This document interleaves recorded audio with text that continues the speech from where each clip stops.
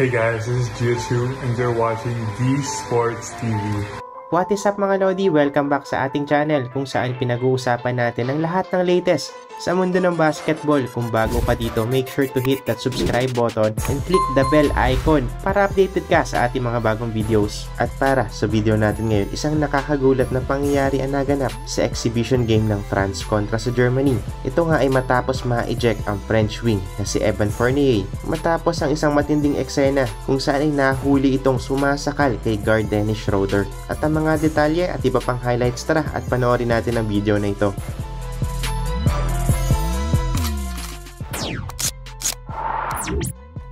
Sa laban na ito, lumamang ang France 41-23 late sa first half. At dito na nga nangyari ang pisikalan ni Fournier at Schroeder.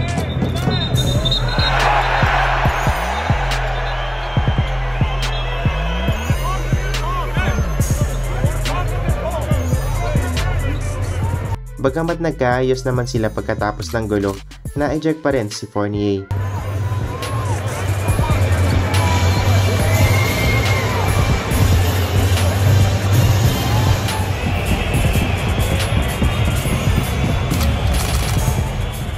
Sa edad na 31, si Fournier isang NBA free agent. Naglaro na siya ng 12 years sa NBA sa Denver Nuggets, Orlando Magic, Boston Celtics, New York Knicks at Detroit Pistons na may average na 13.6 points per game. Samantala si Schroeder naman ay 30 years old na naglalaro para sa Brooklyn Nets. Pero masasabi kong highlight talaga sa laro na ito ay walang iba kundi ang French big man na si Victor Wembanyama, ang superstar ng San Antonio Spurs. Umiskor ito ng 27 points sa 11 of 17 shooting sa loob lamang ng 19 minutes of playing time, kung saan nga ay pinangunahan nito ang France sa 90-66 victory laban sa Germany. Ang parehong koponan ay pupunta sa Summer Olympics at nasa iisang grupo lamang. Muli sila maghaharap sa August 2 kaya talaga namang kaabang-abang ito mga Lodi. At para naman sa full game highlights, tara at panoorin natin ang video na ito.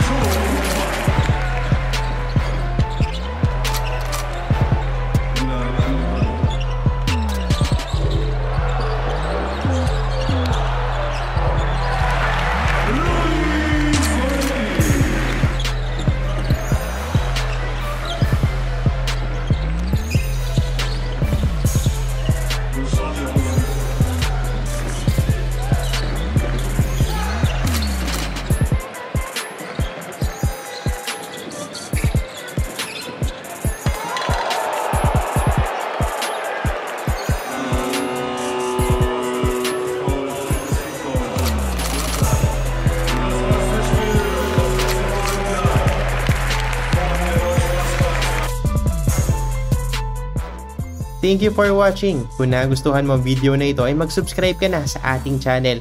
Paki-follow na rin ang ating Facebook page, Utak Pilipinas. Again, this is D Sports TV. Paalam.